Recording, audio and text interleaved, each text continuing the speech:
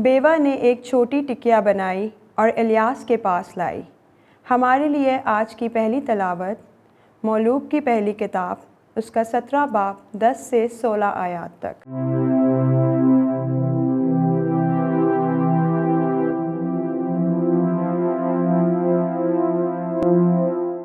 ان دنوں میں الیاس سدون کے سارفت کو گیا، اور جب شہر کے پھاٹک پر پہنچا تو دیکھو وہاں ایک بیوہ عورت لکڑیاں چن رہی تھی۔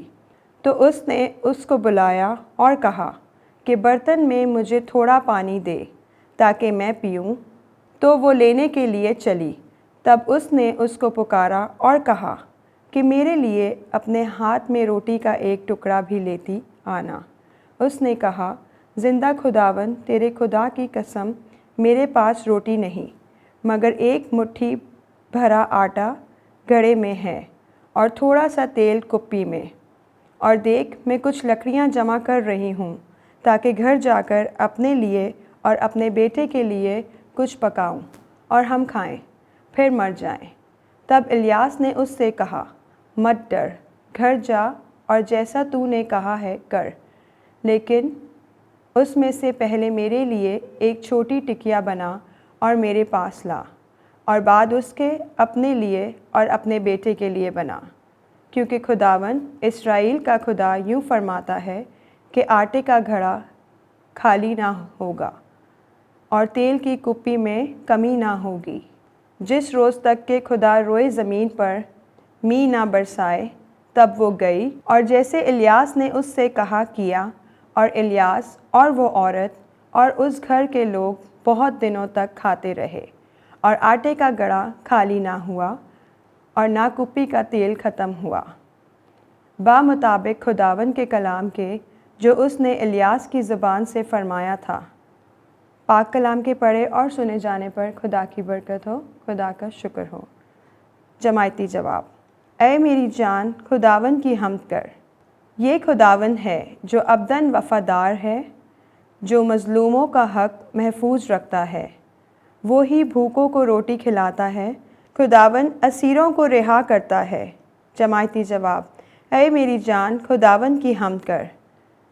خداوند اندھوں کی آنکھیں کھولتا ہے، خداوند کبروں کو سیدھا کر دیتا ہے، خداوند صادقوں سے محبت رکھتا ہے، خداوند پردیسیوں کی حفاظت کرتا ہے۔ جماعتی جواب، اے میری جان خداوند کی حمد کر۔ وہ یتیم اور بیوہ کو سنبھال لیتا ہے مگر خطا کاروں کی راہوں کو الٹ دیتا ہے۔ اور سیون خداوند یعنی تیرا خدا پشت در پشت سلطنت کرے گا۔ جماعتی جواب، اے میری جان خداوند کی حمد کر۔ مسیح ایک ہی بار بتھیروں کے گناہ اٹھانے کے لیے قربان ہوا۔ ہمارے لیے آج کی دوسری تلاوت مقدس پولوس رسول کا خط عبرانیوں کے نام اس کا 9 باب 24 سے 28 آیت تک۔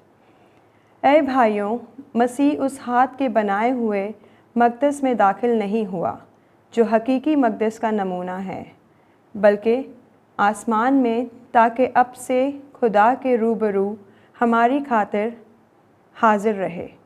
اور یوں بھی نہیں کہ جس طرح کاہن اعظم ہر سال دوسرے کا خون لے کر مقدس میں داخل ہوتا ہے، اسی طرح وہ بھی اپنے آپ کو بار بار قربان کرتا ہے، ورنہ بنائے عالم سے لے کر اسے مقررن دکھ اٹھانا ہوتا، بلکہ اب زمانوں کے اختتام پر ایک ہی بار ظاہر ہوا، تاکہ اپنے آپ کو قربان کرنے سے گناہ کو نیست کر دے۔